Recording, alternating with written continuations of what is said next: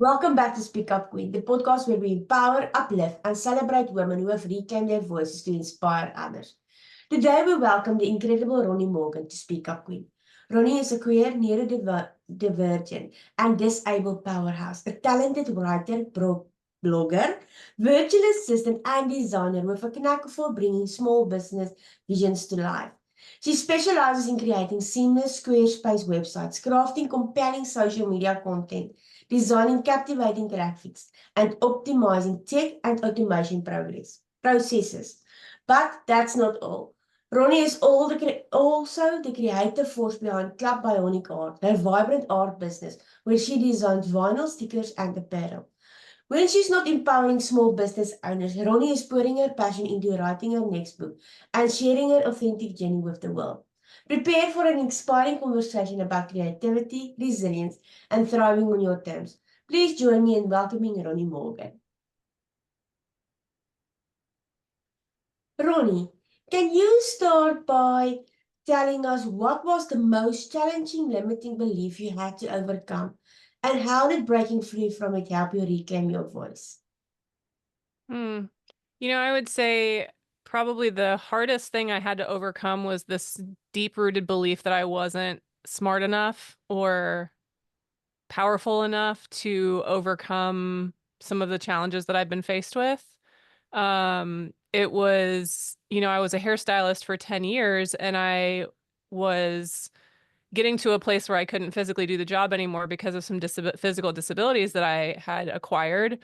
Um, and I was like really doubtful of myself of what I was going to be able to do if I couldn't do hair. Um, so it was a lot of work, a lot of shadow work, a lot of unpacking, beliefs that I'd carried since I was a child, to be able to overcome that and really fulfill, I suppose, my destiny. Can you share when someone's words or actions make you feel small and how you found the strength to rise above it? Mm, that's a tough question. I look back to probably days when I was a hairstylist and I would literally have people make comments that were like, "So, do you just want to be a hairstylist the rest of your life?" And it was like so belittling of how intensely difficult that career path is for so many reasons. And it does, when people make comments like that, oh, are you just going to be this? Or are you just doing that? It makes you feel like what you're doing isn't enough or that you're not living up to some potential that you should be. Um, and it took a lot of work to be able to really see my own value and see my own worth in what I was doing. Um, and to realize that I was enough even then when I was doubting myself because of comments like that I would internalize. And I think that's such a major key is that people are going to say dumb shit all the time and you can't internalize it. Like you just have to let it roll off. Definitely. What safety resources, spaces, or tools have most impacted your healing journey? Hmm. Safety spaces. Yes. Yeah, I would say there have been several. I have worked with the same therapist for about 6 or 7 years now. That has been a very safe space for me to process some really major challenges with my health. That has been my biggest journey over the last 6 or 7 years has been health related. Um, and she's been a really solid rock for me, as well as I have a very strong support system. My closest people have been that soft place to land for so many and through so many challenges. And then beyond that, I've tried and done a lot of different therapies. I've done ketamine therapy and something called the Safe and Sound Protocol that helps kind of reset your autonomic nervous system. Those have been really powerful tools as well. And it's just, and writing has been a huge, therapeutic tool for me and a place where I could process things that I was struggling to process. So I think a combination of all of those things have really added to my ability to be resilient. Wow. What was the first step from feeling silence to finding your voice, and how did that change your life? Mm. It's hard to say if there was like one single step that did that. I think there was so in 2020, I was in the hospital for 16 days. I had severe head and neck pain. They couldn't figure out what was going on. And when I got out of the hospital, we still didn't have any answers. But my doctor was thinking that I may have a genetic disorder. So I was waiting to get in with this geneticist. That was about 2 hours from home. And in the meantime, they had me working with a neurologist. And she was struggling to help me because nothing was working. And when I asked for a specific type of scan, or when I asked for or when I told her that they thought I might have this genetic condition, she shut it down. She didn't listen to me, she wouldn't do the scan, all of that kind of stuff, and it was really frustrating, and I felt like I was being gaslighted, and I felt like I wasn't being heard. But when I finally got in with that geneticist, she, without me even asking, she immediately said, "We need to get you the scan." And it was the scan that I had asked specifically my neurologist for. And then after a bit of time, they did diagnose me with a genetic disorder that they suspected I had. And I ended up writing my neurologist a letter, and I told her what happened. I told her what they discovered and how they discovered it. And I said, I just told her in the letter, I was like, you need to do better. Like when you have another client that comes to you and you're stumped, you need to do better. You need to listen and think of me and don't repeat this process. And I think writing that letter to her, I never got a response, but I didn't need a response. But it was so empowering to stand up for myself in that way. And I think that was really, if I had to name a first step, it would probably be that. Because that was the first time that I really took control back and was like, no, damn it, like this is not how this is gonna go. You're not gonna treat people like this and have them be silent. So that was a big step in the right direction for me. That's amazing. Wow. Wow. That's really amazing stepping up. What's one powerful lesson you've learned about self-worth, and how do you carry it with you as you continue to grow and inspire others? Mm.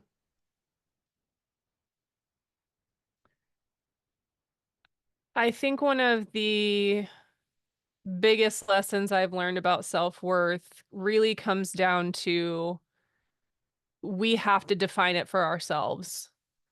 Listening to society, listening to people that say you should be this or you should be that, you should have reached this goal by this time, you should have become this version of yourself by this time, like putting timelines on things, like it's, if you let society define you or naysayers define you, then your self-worth is always going to struggle. And that's been really the biggest lesson for me, is that like I have to define that for myself. And I can't let the bad things that have happened to me be what controls how I see myself or how I navigate the world. If you navigate the world based on everything negative that's happened to you and you don't take lessons from them and grow, you can't have high self-worth because you're just sad or upset or angry or feeling like the victim all the time. Um, so yeah, I think that's been the biggest thing for me, is when I started defining my for myself what was success and what was, you know, good, leaned into gratitude. That really helped me start to fully redefine my life. If you could tell your 17-year-old self one thing, what would it be and why? Mm. Just one thing. Um, my 17-year-old self, oh boy. I wrote a book in my 20s called Dear 20 something, and the entire book's kind of a love letter to 20 somethings about living life on your own terms and not feeling like you have to do things by the book. And I think I would love to hand that book to my 17-year-old self. And I would love to tell her, don't go to college right now. Take a step back. It doesn't mean you're a failure. It means it's time to do something different that your peers are not doing. I would have avoided a lot of debt, and a lot of unnecessary things that, kind of stood in the way of me reaching the potential that I wanted to reach, by going to college right away. So I think that's what I would tell her. And I know that might sound kind of like, really, that's it? But you wouldn't tell her you're gay, or like things like that. But I think if I would have not gone to college and just gone and traveled for a while, or done something like that, I think it would have really changed the trajectory of my life. And I would have reached some big goals much sooner. Wow. How do you set boundaries to protect your energy and peace? And what have you learned from this practice? Mm. Boundaries are everything. And they are wildly difficult sometimes to set because it can be so uncomfortable. But protecting your peace is so wildly important. So figuring out a way to set those boundaries even when it's scary, and even when you know that setting that boundary may hurt someone's feelings, you have to do it. And I'm constantly learning that lesson over and over again, because you don't set a boundary once and then you're done. That's That's not how it works, right? Like, life is a series of setting boundaries, in a myriad of ways. And figuring out a way to continue to do it, it will add to your self-worth, and your overall sense of peace. And that's what I've learned repeatedly, is that I have to set those boundaries in order to maintain that inner peace and my self-worth. And there's so many different types of boundaries. For me, it's my personal one that I know that I'm failing out is time boundaries. I am Mm-hmm. just going, and driving myself crazy and into overwhelm. Okay, but I want to give an excuse for this time boundary, but I did promise myself yesterday when I had like a breakdown. I said to myself, next year, I'm not going to put so much stress on this podcast. If someone doesn't show up, that's okay. I'm not going to be in and cover for them. It's just Mm-hmm. going to let it go. But for now, for the 100th episode, when someone doesn't show up, I am recording like a crazy person. Um, but next year, definitely, I'm not going to stand up every morning at 4 a.m. till 9 a.m. 9 p.m. Ooh, I can't do the 18-hour shifts anymore. I'm not a mom of a young baby. My baby is almost 12. I don't need that lack of sleep. yeah, amen to that. How do you stay grounded when challenges comes up now to compare to before? Mm. I think I feel so much more strongly rooted in who I am and what my values are, that if I get thrown a wrench, it doesn't make me question everything like it used to.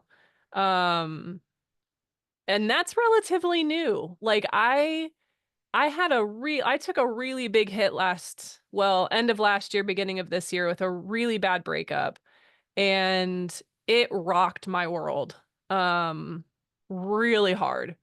And I would say at that time, like, everything was suffering. My business was suffering. My relationship had just completely imploded.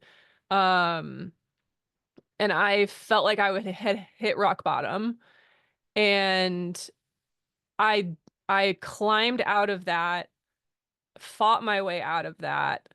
And I feel so strong in who I am now, and realized how much I was living against my values by being in that relationship, that now, I mean, my life has done a complete 180 since then.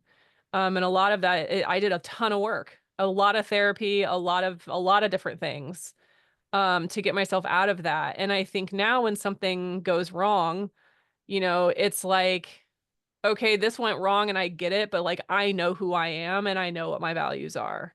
Um, and I can stay grounded in that in a way that I couldn't before. How do you define thriving today, and what mindset shifts or practices help you embrace that definition? Mm. Thriving for me is, am I respecting my boundaries? Am I living to, in with an integrity to my values? And um, am I giving myself time for rest, for play? Am I focusing on my relationships and the things that I value? Again, it comes back to values. And I really, thriving for me means I'm in a relationship now that I can be myself entirely. I'm not masking my neurodivergencies. Um, I'm, my business is growing. It's thriving because I am aligned with it. And I've worked with, I have a coach and I have like people to support me, and am I making the money I want to be making yet? Not entirely, but I'm doing okay. I'm doing well enough, and that feels like thriving right now. Um, I have to pay attention to my health because I have disabilities and I have these medical complexities. And thriving is, I'm taking my meds daily and I'm doing the things I need to be doing to take care of myself physically. That's thriving.